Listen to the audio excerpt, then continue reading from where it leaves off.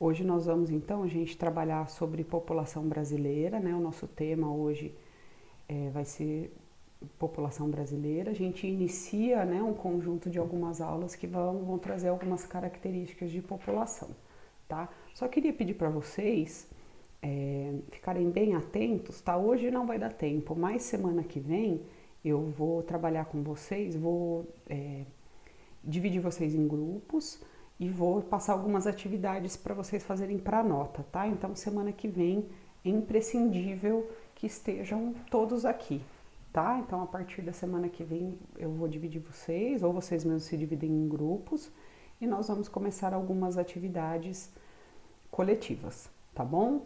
Hoje eu falei que eu ia avisar a primeira vez que eu fosse fazer esse tipo de atividade, então eu não vou fazer hoje, tá? Semana que vem, então a gente reserva um tempinho para já dividir os temas, eu explicar um pouquinho como que vocês vão trabalhar. A priori vão ser, digamos assim, mini seminários, mini apresentações em grupo, valendo como avaliação contínua, tá bom? Vamos lá então, acho que o pessoal não conseguiu entrar mesmo, infelizmente. Foi mouse aí, galera, depois quando vocês forem assistir a aula gravada, realmente eu não consegui trazer vocês aí. E não foi por mal, a galera tá de prova. É ruim, né? Você querer acompanhar e não poder por uma questão tecnológica, assim, né? Mas vamos lá. Pessoal, eu vou apresentar então aqui para vocês. Agora apareceu. Eu quero que vocês me falam aí se tá aparecendo, tá? Eu tô compartilhando com vocês o capítulo 9, características da população brasileira. Se não estiver aparecendo, por favor, alguém me fala. Se ninguém falar nada, eu vou entender que vocês estão vendo. Eu vou só fechar a minha câmera, gente, porque assim que eu começo a compartilhar, ele começa a travar o meu computador, tá? Ele não dá conta de tantas atividades ao mesmo tempo. Então eu vou lá, nós vamos hoje falar de população brasileira. Vou colocar aqui em tela cheia. Então nós vamos falar hoje de características, começar a falar das características da população brasileira, porque elas são muito diversas, né? Elas incluem muitos aspectos, tá? Então nós vamos começar a falar de alguns aspectos da população. Para a gente conseguir compreender melhor, né, em que país a gente vive, para a gente conseguir compreender melhor quais são as características do nosso país, para fazer políticas públicas, para poder compreender mesmo do ponto de vista político, tá? A gente precisa conhecer as características então da população. Em que país eu vivo, né?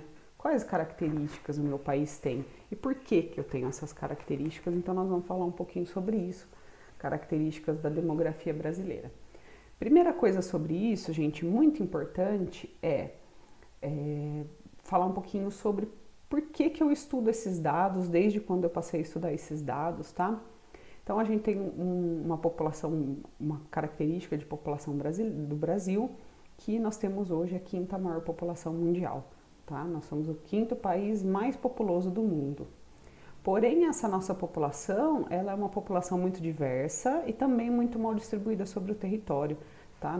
A colonização europeia aqui no Brasil, ela vai se iniciar do litoral em direção ao interior, tá? Por isso que nós vamos ter uma predominância de ocupação no litoral, tá? A maior parte da população brasileira está situada nas cidades mais litorâneas, tá? A gente passou a fazer números, pensar em números de população brasileira no final do século XIX, tá? Já tinha outras contagens de população, mas elas eram pouco sistematizadas, tá? E aí eu começo a pensar em demografia, pensar em dados da população brasileira para conhecer a população e conseguir administrar, direcionar políticas públicas, direcionar investimentos, verbas para determinadas áreas, determinadas regiões, tá? Conhecer as características, o perfil da população. Então, se eu faço lá o censo, né, o recenseamento da população e percebo que eu tenho uma grande população de pessoas pretas ou pardas, e que moram em periferias, né? O que eu consigo fazer com essa informação, né? Que aspectos eu consigo vasculhar com essa informação, né? Então é sobre isso que nós vamos falar um pouquinho, né? Como que eu consigo esses dados, né? Como que eu consigo saber onde as pessoas vivem, qual o perfil da população, a cor de pele delas, quanto elas ganham, como é a moradia delas. Eu faço um negócio chamado censo ou recenseamento, tá? Onde eu vou passar de casa em casa, não sei se vocês têm memória disso ter acontecido na vida de vocês, de passar uma pessoa do censo, tá? O recenseador, a pessoa do IBGE.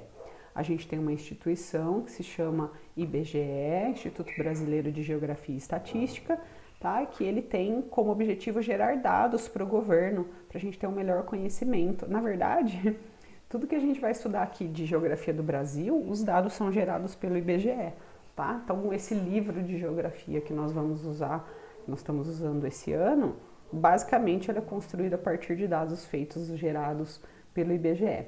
Como isso é feito? Então, um recenseamento, uma pessoa, um representante do IBGE, vai passar de casa em casa, de comércio em comércio, de estabelecimento rural em estabelecimento rural, para fazer o recenseamento.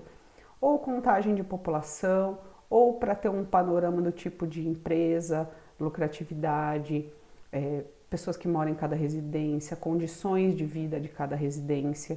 Tá? Eu trabalhei no IBGE, Censos de Contagem de População de 2007, na época eu estava na faculdade, né?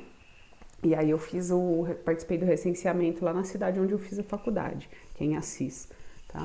E aí é muito interessante, porque você tem o que eu fiz foi o de contagem da população, né? Ele não é um formulário completo, e aí eu consegui então saber o nome, a idade, a ocupação, quanto as pessoas ganhavam em média, se elas trabalhavam naquela cidade ou não. Tá? Então existem vários tipos de censo. O censo principal ele é feito a cada 10 anos aqui no Brasil. Tá? Então ele ocorreu no ano de 2010 e ocorreria agora no ano de 2020. Não preciso nem falar para vocês que nós não teremos o censo 2020. Provavelmente ele vai ser feito em 21 e os resultados vão sair em 22. Tá? Então nós vamos ter um atraso de ter um panorama geográfico brasileiro. Mas ao mesmo tempo a gente vai ter o surgimento de um Brasil completamente diferente do que ele seria, né? Com, por exemplo, a quantidade de pessoas que estão morrendo por causa do coronavírus, né? Da Covid, número de idosos. Então a gente vai ter uma mudança no perfil da população, até porque no censo não vão aparecer só o número de mortes oficiais pelo Covid, mas de pessoas que morreram naquele período, que vai ser um número muito maior do que os números oficiais, né? Claro que tem outros tipos de morte. A gente vai ter uma diminuição, por exemplo, de mortes violentas, mas vai ter um aumento de mortes por problemas respiratórios graves. Tô dando um exemplo, tá? A gente faz, então, o recenseamento a cada 10 anos e aí a gente tem números, em cima desses números a gente trabalha políticas públicas, direcionamento, né? Como eu estava falando, se eu percebo que tem mais pessoas de baixa renda, pretas ou pardas, numa determinada periferia, eu preciso direcionar investimentos, verbas para aquela população, construir escolas, melhorar a questão do emprego, melhorar saneamento básico, por exemplo.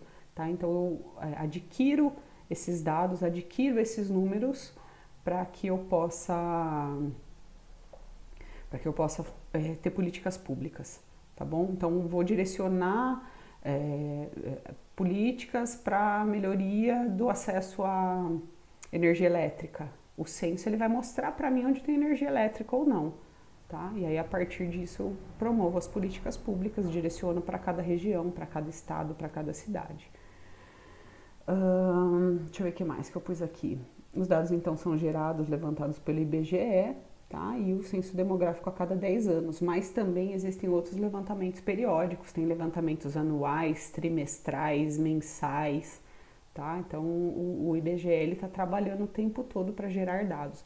Inclusive, se você tiver curiosidade, entra no site do IBGE, é bem da hora, viu, gente? Para quem gosta de gráficos, de dados de população, de conhecer bastante coisa, é bem legal, assim, o site do IBGE. E ele tem logo que você entra, ele tem uma contagem de população por estimativa, tá? E aí, eu entrei lá Na semana passada, se não me engano, na quarta, quinta-feira, a gente estava em torno de 211 milhões de habitantes como estimativa. Como não é feita a contagem de população, esse ano não vai ser feita por causa da Covid, então se faz uma estimativa utilizando como base os anos anteriores, a média de nascimentos, né, a taxa de natalidade, a taxa de mortalidade, o número de filhos por mulher, né? E aí você cria um número lá. E aí a gente observa que o crescimento da população brasileira é menor hoje do que era alguns anos atrás. Nós vamos falar um pouquinho sobre isso. Sobre o crescimento da população brasileira, né? Vocês estão vendo aí os dados, gente, que a gente tem aqui no livro, são os últimos dados gerados pelo IBGE. Então, nós estamos falando do ano de 2010. Pô, Aline, mas eu vou estudar um panorama de 10 anos atrás? Sim, porque é os números mais recentes que a gente tem, tá? 10 anos, para vocês que têm uma vida relativamente curta, eu tenho 17 anos, 16 anos. 10 anos é muito tempo, mas se eu for pensar num processo, né? Se eu vou aqui embaixo, se vocês olharem, né, a população do Brasil lá, eu tenho os dados desde o século XIX, né? Então, esses dados são importantes para observar todo a série histórica e como que isso foi se desenrolando. Deixa eu dar um golinho de uma água. Aqui na tabela, gente, o Brasil, quinta maior população, aqui está como 195 milhões de habitantes. Então, em 2010, o Brasil tinha em torno de 195 milhões de habitantes. Hoje, 10 anos depois, nós temos em torno de 211 milhões. Claro que é uma estimativa, é diferente de quando você for fazer a contagem, né? A contagem ela pode aparecer uma população ainda maior, tá? E aí mostra então que nós tivemos um crescimento menor da população nesse último período, desses últimos 10 anos. Beleza? E aí, ó, país mais populoso do mundo, China, né? Todo mundo sabe. Depois a Índia, Estados Unidos, Indonésia e a gente logo atrás, tá bom? Quinta maior população do mundo. A população brasileira, então, ela vem crescendo muito no último século. Se vocês olharem aqui embaixo, nós tínhamos no final do século XIX em torno de 9 milhões de habitantes e no começo do 21, né? No começo do 21 a gente já tinha 190 milhões de habitantes, né? Então, num período aí de pouco mais de 100 anos, a população vai de 9 milhões para 190 milhões. Então, a população cresceu muito, muito rápido, né, durante todo o século XX, em especial a partir da década de 60, 70, né, quando a gente passa a ter alguns fatores que levam ao aumento da população. Como que a gente mede o crescimento de uma determinada população? A gente mede o crescimento a partir de algumas taxas, tá? Que é a taxa de natalidade, que é o número de pessoas que nascem numa determinada região, num determinado período de tempo. No caso aqui, a gente vai falar a taxa de natalidade, é o número de pessoas que nasceram no Brasil em um ano, tá? Taxa de mortalidade, o número de pessoas que morreram no Brasil em um ano. E a taxa de fecundidade, o número de filhos por mulher, como média, tá? Tem mulheres que vão ter 5 filhos, mulheres que não vão ter nenhum filho. Tem mulheres que vão ter 3 filhos, mulheres que vão ter 1 filho. Então, a gente cria uma média, tá? Essa é a taxa de fecundidade, o número de filhos por mulher. Esses dados, então, eles vão dar um panorama do crescimento demográfico ou crescimento populacional, tá? Quando a gente fala, o Brasil cresceu 11 milhões de pessoas nos últimos 10 anos, né? Esse foi o nosso crescimento demográfico, o crescimento populacional, tá? Então, a gente vai ter o crescimento demográfico, ela é a taxa de natalidade mais as migrações, menos a taxa de mortalidade. A gente conta como crescimento populacional as pessoas que chegam até o país. Então, nós tivemos na última década uma chegada muito grande de pessoas do Haiti, né? Pessoas que vieram, né, após o terremoto no Haiti. Nós tivemos muitas chegadas de pessoas do Oriente Médio, principalmente da Síria, por causa da guerra na Síria. Nós temos uma entrada de imigrantes vindos aqui da própria América Latina, muito forte essa corrente migratória, peruanos, bolivianos, temos também bastante argentinos, uruguaios, chilenos, enfim, né, venezuelanos, bem importante, ainda bem que eu lembrei. Venezuela também em crise econômica já há bastante tempo, né? Então os venezuelanos têm constituído aí uma força de trabalho que tem entrado no país nos últimos anos, tá? Então a gente vai pegar, para descobrir o crescimento demográfico, a taxa de natalidade, então o número de pessoas que nasceram naquele período, naquele ano, mais as migrações, e aí eu tiro disso o tanto de pessoas que morreram. Sai nosso crescimento demográfico. O ritmo dessa taxa de crescimento, o ritmo dessa taxa é o crescimento vegetativo do país, tá? Então, eu faço esse cálculo para entender quanto cresceu. Pessoas que nasceram e pessoas que chegaram, menos o número de pessoas que morreram naquele ano, naquele período. Aí tem algumas coisas aqui, né? Países mais pobres têm maior crescimento vegetativo. Por que países mais pobres têm maior crescimento vegetativo, minha gente? Porque nascem mais pessoas, tá? Apesar de saírem pessoas e morrerem muitas pessoas, ainda assim a taxa de natalidade é elevada, tá? Porque aí pensa, países mais pobres morre bastante gente, a expectativa de vida é baixa, a taxa de mortalidade infantil é alta, porém a taxa de natalidade é muito elevada, tá? Se a gente pensar na família brasileira hoje, é em torno de 2 filhos por mulher, por família, né? Em média. Claro que, como eu falei, tem mulheres que têm 6 filhos, tem mulheres que têm nenhum filho. Em média, a gente tem famílias compostas, né, por 2 filhos. Mais alguns, isso que no Brasil a gente está num processo de crescimento, né, de desenvolvimento, apesar disso hoje está bem ruim, nós estamos vindo de anos de melhorias de condições sociais, né, então o nosso crescimento vegetativo diminuiu.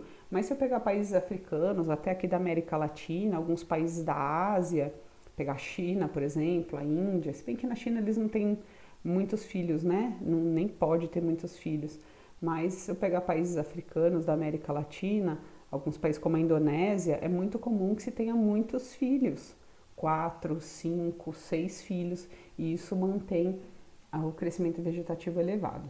No Brasil, há uma alta taxa de natalidade e a mortalidade vem diminuindo. Então, nasce bastante gente ainda, né?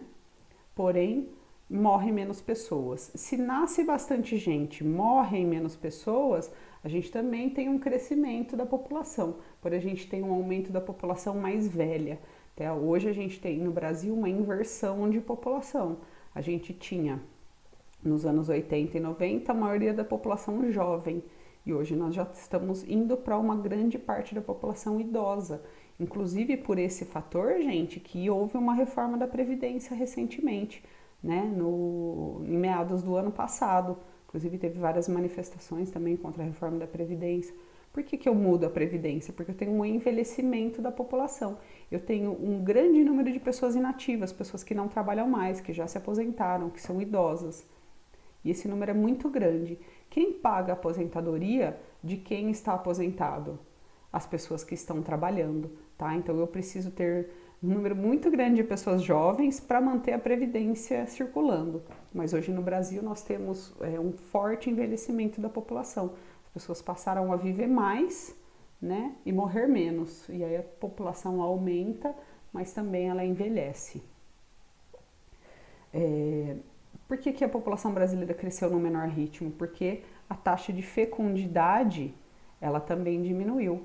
Tá? O número de filhos por mulher, se vocês olharem aí, gente, na imagenzinha do lado esquerdo no topo, família brasileira no final dos anos de 1940, tá? Então tá o pai e a mãe, tem 1, 2, 3, 4, 5, 6 filhos, né? É igual a minha família, gente. A minha família começou nos anos, final de 70, né? E vai terminar no começo dos anos 90. Nós somos em 6 irmãos, tá?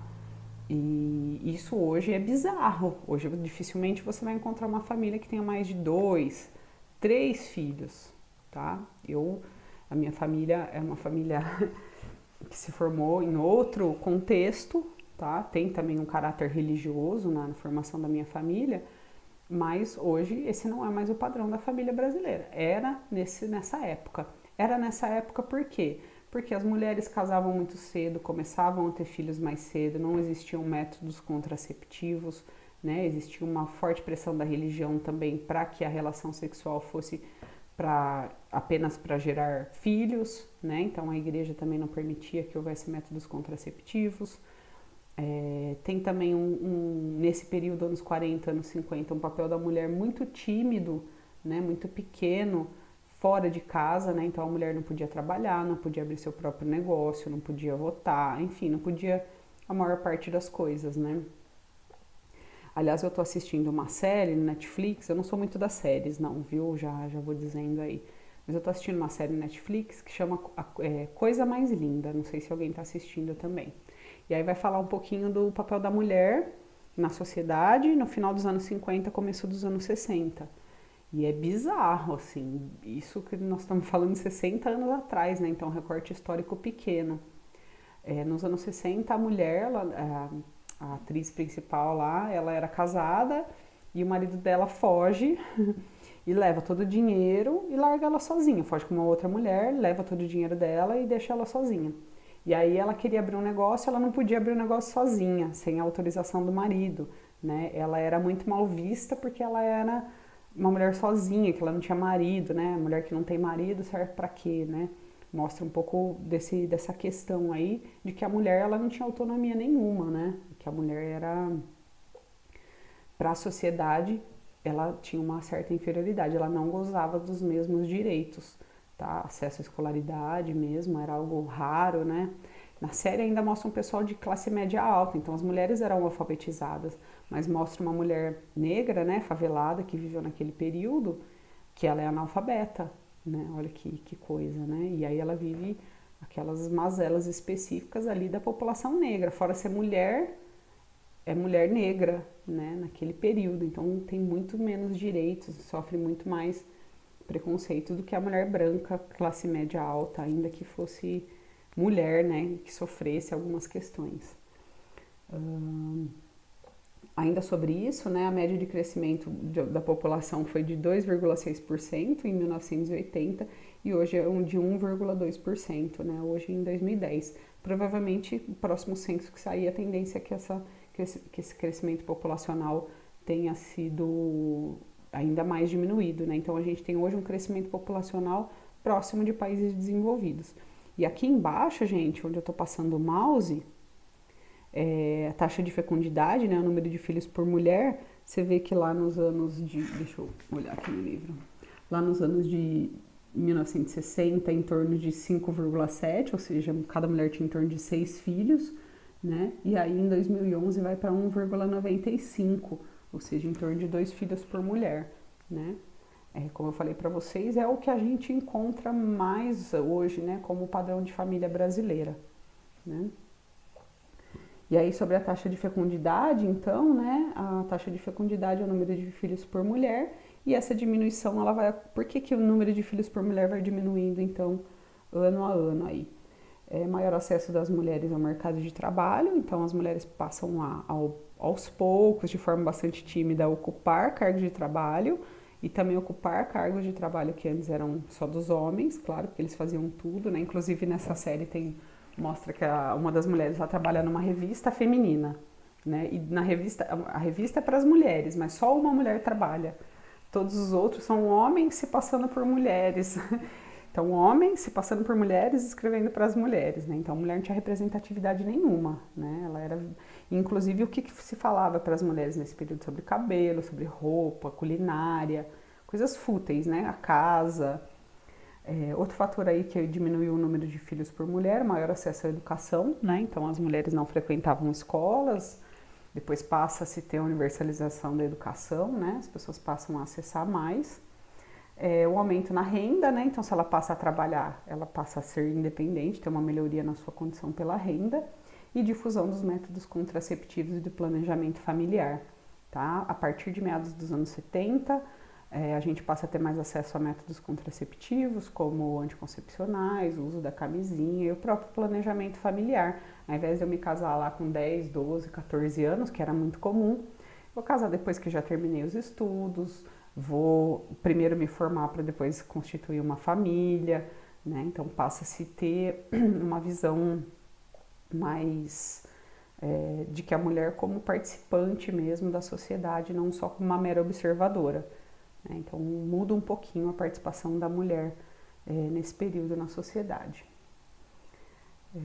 Taxa de fecundidade ali embaixo, né? Vai caindo bastante e isso é interessante, porque se eu tenho um planejamento familiar, eu diminuo minha taxa de nascimento, taxa de fecundidade, eu preciso investir menos nesses aspectos. Então, construção de creches, escolas, geração de trabalhos para a primeira adolescência, né? Eu preciso de políticas públicas para a adolescência, aumento de vacinação, por exemplo, para essa faixa de idade, né? Então é bem interessante. Quanto menos cresce a população, eu preciso me preocupar menos com a juventude. Mas se a população está vivendo mais, eu preciso me preocupar mais com uma população mais velha, que hoje é um caminho que o Brasil se direciona. Apesar do que nós estamos vivendo, né? Nós estamos vivendo um genocídio das populações idosas no Brasil, em especial as mais pobres, né? Então nós vamos ter ao final dessa pandemia mais de 100 mil pessoas morreram e a grande maioria dessas pessoas, hoje não são 100 mil ainda, mas a gente vai passar de 100 mil, né? Mais de 100 mil pessoas vão ter morrido e a grande parte dessa população que vai ter morrido são idosos, pessoas que dependeriam do sistema, né, social da aposentadoria. Isso fica aliviado de uma certa forma, mas nós vamos ter um rejuvenescimento da população, né? A gente estava passando por um envelhecimento, só que aí eu tenho um genocídio, eu vou perder 100 mil idosos, por exemplo, né? Eu mudo um pouco da estrutura da população daquele país, no caso nosso aqui, né? Falar sobre estrutura da população e depois a pirâmide etária, né? A estrutura da população, a gente consegue observar a estrutura de uma população utilizando um único gráfico, que é chamado de pirâmide etária, tá? Para a gente entender a pirâmide etária, a gente precisa primeiro saber que eu penso a população, eu divido a população em 3 faixas, tá? Que são jovens de 0 a 19 anos, adultos de 20 a 59 e idosos acima de 60, tá? Então o Brasil usa essa separação demográfica. Vou falar de novo. Jovens 0 a 19, adultos 20 a 59 e idosos acima de 60.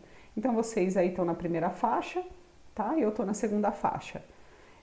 A faixa de vocês, né, é considerado como população que vai usufruir dos estudos do sistema de saúde, das vacinas, mas que vai estar estudando. A população já na minha idade, não que não tenham pessoas que trabalhem antes dos 19, tem muita gente que trabalha. A partir dos 16 já é possível trabalhar no Brasil. E aí a gente considera a população economicamente ativa, aquela que trabalha. Depois nós vamos falar um pouquinho mais sobre isso. Tá? No gráfico, na pirâmide etária, que é essa que nós vamos ver agora, eu vou passar aqui para vocês poderem ver, observarem a pirâmide etária brasileira, tá? Tem a de 1980 e a pirâmide etária do último censo, 2010.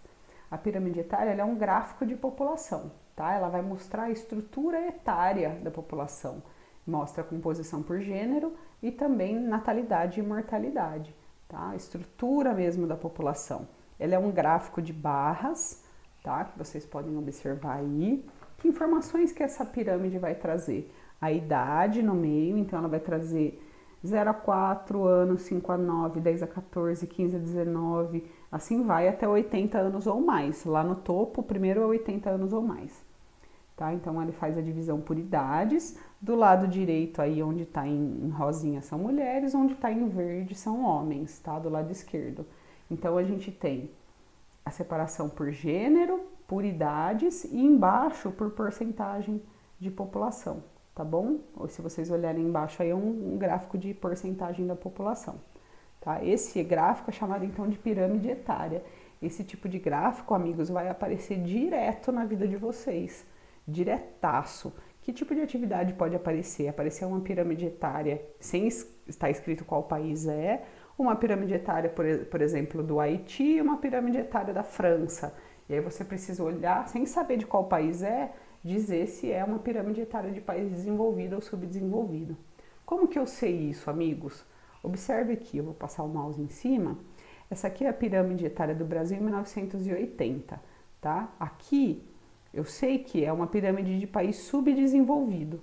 Como eu sei? Eu tenho uma alta taxa de natalidade, ou seja, nascem muitas pessoas, porém as pessoas vivem pouco tá? Se você olhar aqui no gráfico de 1980, depois quando vocês forem olhar o livro, o material que eu disponibilizo para vocês, dá para ver melhor, tá? Se eu olhar aqui o gráfico 80 anos ou mais, a gente tinha uma parcela muito pequena da população, tá? Aqui, amigos, é 80 anos ou mais. Aqui, a gente já tem mais de 100 anos, tá? Nos anos de 1980, ninguém vivia mais de 100 anos, ou era irrisório, tanto é que nem consta aqui no gráfico.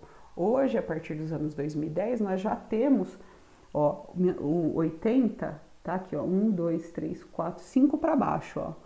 1, 2, 3, 4, 5. Essa é a população de 80 anos, tá? Olha só como a população brasileira envelheceu. 60 anos é aqui, gente. Olha quanto de população que nós temos a partir de 60 anos em relação aqui, ó. Tá? Aqui, pouca gente vivia mais de 60 anos. Hoje nós temos uma expectativa de vida do brasileiro geral acima de 70 anos. Homem em torno de 72, mulher em torno de 76 anos. Tá? Meninas, provavelmente nós viveremos mais. Meninos, tentem passar pelo menos dos 19 anos, que a possibilidade de vocês sobreviverem é maior. Apesar que os homens morrem mais no Brasil e no geral no mundo todo, muito mais do que as mulheres, por diversos fatores. Um dos principais é que as mulheres se cuidam mais do que os homens, isso é notório, né, meninas? A gente sabe muito bem. E aí no Brasil, então, tem aumentado a expectativa de vida. Então, se aqui as pessoas, poucas viviam mais de 80 anos, hoje muitas vivem mais de 80 anos, tá? E tem diminuído também a taxa de mortalidade, aumenta a expectativa de vida, ou seja, diminuiu a taxa de mortalidade, menos pessoas estão morrendo, as pessoas estão vivendo mais tempo. E diminuiu a taxa de natalidade. Olha aqui, como a porcentagem de jovens era muito maior lá em 80 e hoje a porcentagem de jovens é menor, tá? A gente ainda tem uma grande população jovem, mas a gente tem uma população adulta também muito grande, né? Ainda é predominantemente jovem, mas já há uma grande parcela de população adulta, tá? A população adulta, ó, a partir dos 20 anos, aqui. Tá? Então, essa é a população jovem e essa toda aqui é a população adulta.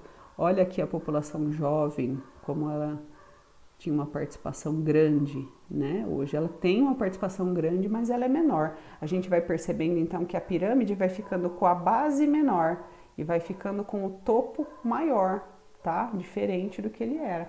Pessoas vivendo mais, nascendo mais pessoas e essas pessoas vivem mais anos, tá? Então, diminuição da taxa de natalidade, está ocorrendo um amadurecimento da população, que é o termo que ele está usando aqui, tá? Amadurecimento da população. Então, hoje nós temos uma população no Brasil predominantemente adulta e idosa. Eles falam que até 2050, provavelmente isso vai ser revisto, né, após a pandemia, mas se falava que até 2050 a gente teria em torno de metade da população com mais de 60 anos. A gente teria metade da população brasileira idosa.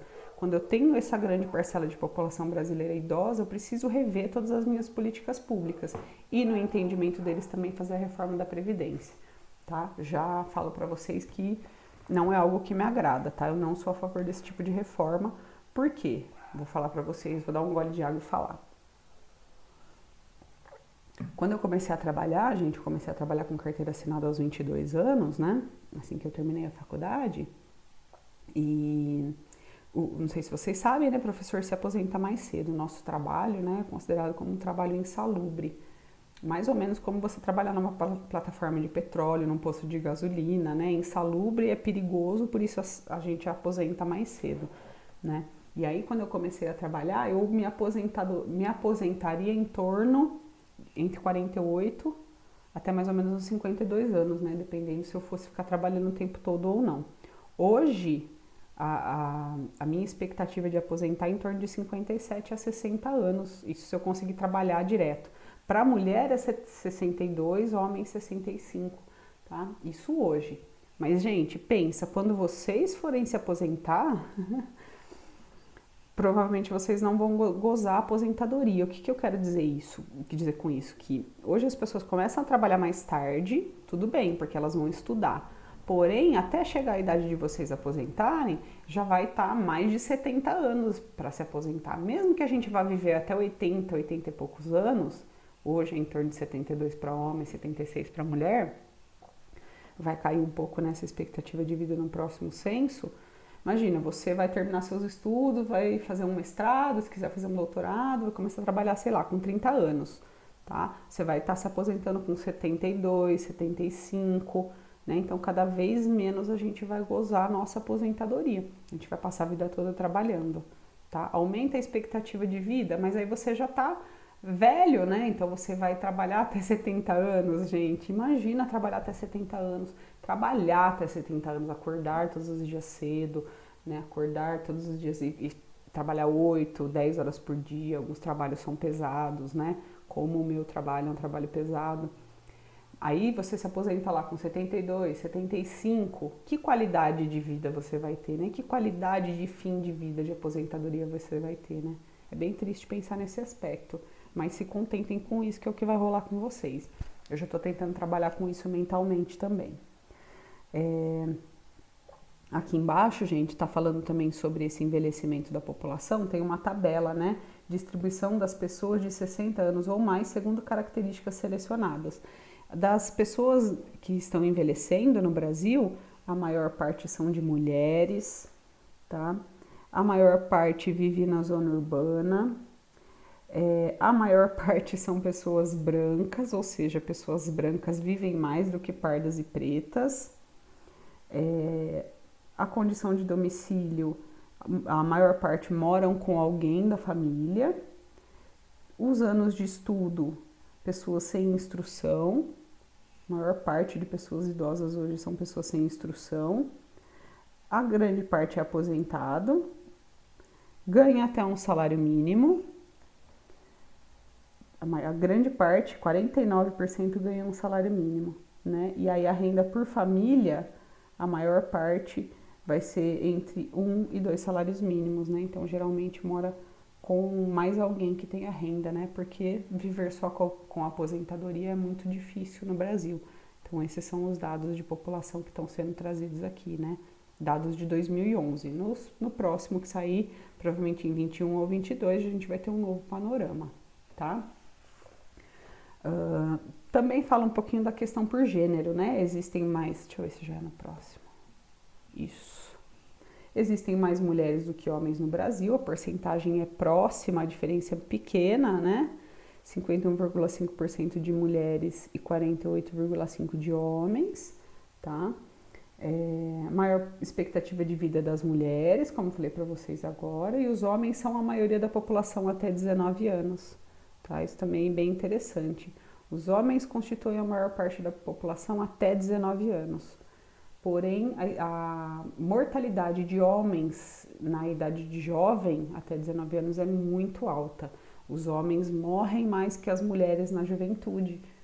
Por quê, né, gente? É mais ou menos óbvio. Acidentes de trânsito, mortes violentas, brigas, mortes por arma de fogo, homens se colocando em situação de risco, tá? Então, os homens são a maioria até 19 anos e morrem mais na juventude, tá? Então, depois se torna a maior parte da população de mulheres. As mulheres se colocam em menos situações de risco e de morte do que os homens, tá? Por que isso, né? E também, se a gente colocar dentro dessa proporção homens pretos, né? Homens negros, homens periféricos, pobres, meu Deus, aí o número é muito, muito alto, né? Pegar, por exemplo, cidade do Rio de Janeiro, cidade de São Paulo, a mortalidade de jovens, em especial jovens negros e periféricos, é monstruosa, muitos pela própria violência policial, tá? Falar de população economicamente ativa, já estamos super terminando, tá, gente? Hoje nós não vamos finalizar todo o capítulo, tem muitas informações para falar. Característica da população brasileira, população economicamente ativa. A gente tem uma grande parcela da população chamada de população economicamente ativa, né? Que é composta por pessoas que têm ocupação remunerada, tá?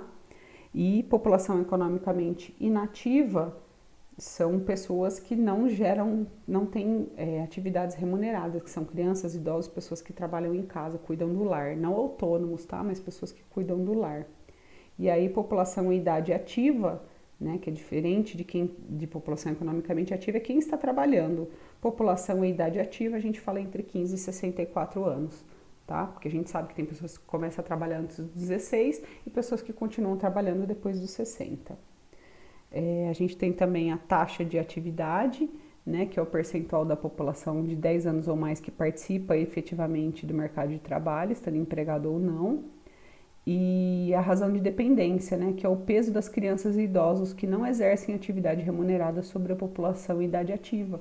Né? Então, se eu trabalho, mas tenho filhos, isso vai pressionar o sistema econômico, né? Eu preciso melhorar minha renda. Em 2011, né, a população em idade ativa, ocupada ou não, era em torno de 150 milhões de pessoas. Olha que louco, a gente tinha uma população perto de 200 milhões, 150 milhões de pessoas estão nessa idade para trabalhar, economicamente ativa, tá? As mulheres são a maioria na população inativa, né, mas tem menos acesso a emprego, né? As mulheres são a maioria na população economicamente ativa, da população idade ativa, né? Mas tem menos acesso ao trabalho, óbvio, né, gente? Bom, em todas as esferas é assim, né? Eu trabalho numa outra escola e a gente tem, acho que 14 professores, né? E nós temos apenas 4 mulheres dentre esse grupo todo. Eu acho que no caso isso é menos visível, mas nós temos tem uma escola particular aqui em São Carlos, vou dar um golinho de água, gente. Tem uma escola particular aqui em São Carlos que simplesmente ela não contrata mulheres para trabalharem no ensino médio, só homens, tá? Que são os melhores salários, a melhor condição de trabalho. Eles entendem que as mulheres podem atrapalhar o andamento das aulas, olha só, né? Que os meninos vão ficar olhando para as professoras. Falar o que, né, gente? Então, as mulheres são a maioria na população que pode trabalhar, mas é a que menos tem acesso a emprego e tem as piores condições de trabalho, tá? Então, você tem as empresas, grandes empresas aí, pessoas exercendo o mesmo cargo, um homem e uma mulher. Com certeza a mulher, né, recebe menos. Isso na maior parte das empresas, tá? E os cargos de chefia também são exercidos por homens, a maior parte dos cargos de chefia. E tem uma coisa que eu falei agora há pouco, né, que professor aposenta mais cedo, mas mulher também aposenta mais cedo em relação ao homem, tá? Por que mulher aposenta mais cedo em relação ao homem, gente? Quero falar com vocês agora. Tô voltando aqui pro chat. Gente, por que as mulheres se aposentam antes que os homens? Pode abrir o microfone se quiser, pode escrever aqui no chat também, que agora eu tô olhando. Por que mulher se aposenta antes que homem, não só no Brasil, mas no mundo todo? Ou quase no mundo todo.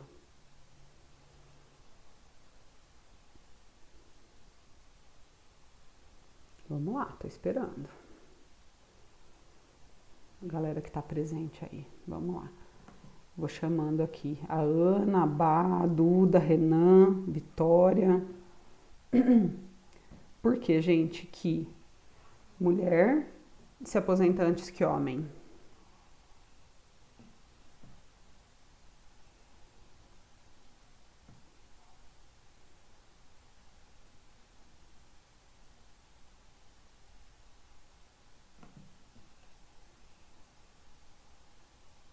Vai lá, gente, tô esperando. Aí eu já libero vocês, tá? Tem relação com a ideia de que as mulheres são mais frágeis, tem a ver com o fato de elas poderem engravidar. Olha lá, hein, os machismos e preconceitos aparecendo, né?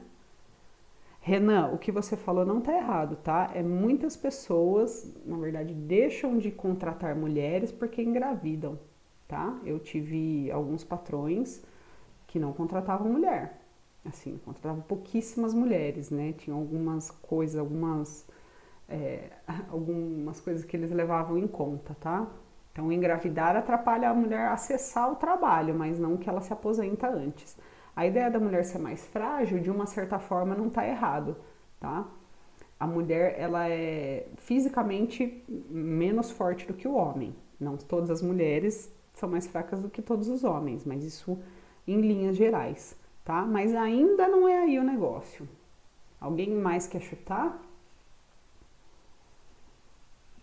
Por que a mulher vai aposentar mais cedo, minha gente? O que a mulher faz, na sua maioria, que o homem não faz? Quem tem pai e mãe em casa, por exemplo, que o pai trabalha fora, né? E que a mãe não trabalha. Ou a mãe trabalha fora também. Pai e mãe trabalham fora. Quem tem aí pai e mãe que trabalha fora? Quando chega em casa, quem faz as coisas da casa, gente? Quem lava roupa? Quem faz comida? Quem cuida dos filhos? Quem vai ver se está precisando fazer tarefa? Quem vai fazer compras no mercado? Quem vai fazer faxina? Quem sabe fazer faxina em casa? Pai ou a mãe? Fala aí. Então, esse, gente, é um dos fatores. Aqui em casa a gente racha, porém tem a jornada de trabalho dupla. Exatamente. É por isso, Renan, que as mulheres se aposentam mais cedo no Brasil e na maior parte dos países, porque se considera não, já tem vários estudos que comprovam que a mulher trabalha muito mais horas fora do trabalho do que o homem, tá? Eu vi faz pouquíssimo tempo atrás, né, que falava que a mulher trabalhava em torno de 30 horas a mais por semana do que o homem, fora o seu trabalho. Então ela vai chegar, vai cuidar dos filhos, mesmo que divida, Renan. Muitas vezes os homens acabam fazendo subtarefas em casa. Então, arrumar o quarto, passar pano no móvel, né? Lavar a louça. Eu considero como subfunções, porque quem fez a comida foi a mãe, quem fez a faxina na casa inteira foi a mãe, quem lavou e pendurou a roupa foi a mãe, né? Então a mulher acaba se aposentando mais cedo, justamente porque ela tem essa jornada dupla. Então se considera que ela trabalha muito mais e trabalha muito mais, tá?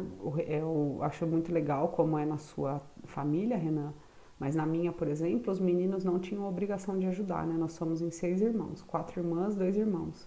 E os meninos, eles simplesmente não tinham a obrigação de trabalhar. Enquanto as meninas estavam lá limpando o chão, varrendo, fazendo comida, o meu irmão, ele só ia ajudar se ele quisesse. Ou seja, ele não ia, né? E isso ainda é bastante presente, bastante comum, né? Tudo bem, gente? Acho que eu vou encerrar então por aqui, que a gente já está bem perto do horário, né? E então quero pedir para vocês, vou deixar essa aula gravadinha, pedir para vocês avisarem o pessoal que não conseguiu entrar, tá? Peço mais uma vez desculpa para essas pessoas, queria muito que vocês estivessem aqui, mas eu preciso de todos semana que vem, todos, absolutamente todos semana que vem, porque nós vamos dividir os grupos para vocês fazerem as atividades, os seminários. Tudo bem? Eu finalizo então por aqui, agradeço a presença de todos aí. E hoje, dessa semana, eu não vou passar nenhuma atividade, fica para semana que vem mesmo. Tá bom, gente? Um bom almoço, beijo, Ana, Bá, Vitória, se cuidem por aí, tá bom? Uma ótima semana, um beijão no coração de vocês. Precisando de qualquer coisa, é só chamar, tô sempre aqui, tá bom? Tchau, gente, beijos, se cuidem. Beijos, tchau, Renan, tchau, Duda.